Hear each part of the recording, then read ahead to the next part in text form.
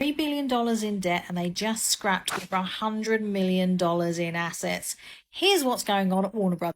The directors of Batgirl and Scoob Holiday Haunt have found out, despite the movies being finished and they're in post-production, those movies have been canned.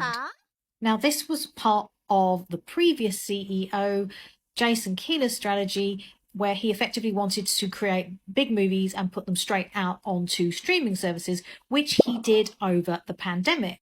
So when there was nobody in the theatres, what he wanted to do was to get those movies out, and he put them on the streaming services, including movies like Dune, Godzilla vs. Kong, King Richard, and Matrix 4. And those movies didn't do as well as they should have. Now contrast this to what Tom Cruise did with Top Gun, where he held that movie back until people were back in theatres, and they've made over $1.3 billion in revenue on that one film alone. Now, we have a new CEO at Warner Brothers since the merger this year. And David Zaslov, the new CEO, has a very different vision for what should happen, especially with DC.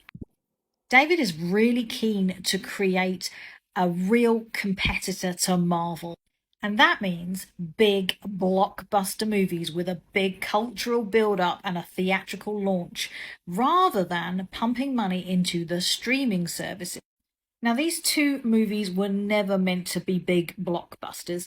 They were never supposed to be as big as Aquaman 2 or The Flash, although those two movies obviously have their own issues.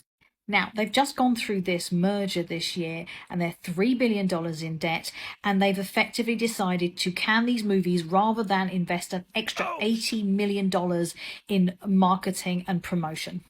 But it's a shame that it was handled so badly. In fact, the directors found out whilst they were away on a wedding that these films had been canned. Not the best, but it is what it is. The interesting thing, though, is the terminology that was used. In both cases, filmmakers were told that it came down to a purchase accounting maneuver available to Warner Brothers because the company has changed hands and also changed strategy from the previous regime.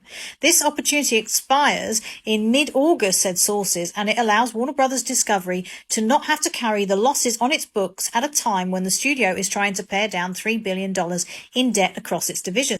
So Warner Brothers are really keen to reiterate the fact that the decision has nothing to do with the actors or the movies, and they've said the decision to not release Batgirl reflects our leadership strategic shift as it relates to the DC Universe HBO Max. Leslie Grace is an incredibly talented actor, and this decision is not a reflection of her performance. We're incredibly grateful to the filmmakers of Batgirl and Scoob Holiday Haunt in their respective casts, and hope to collaborate with everyone again in the future.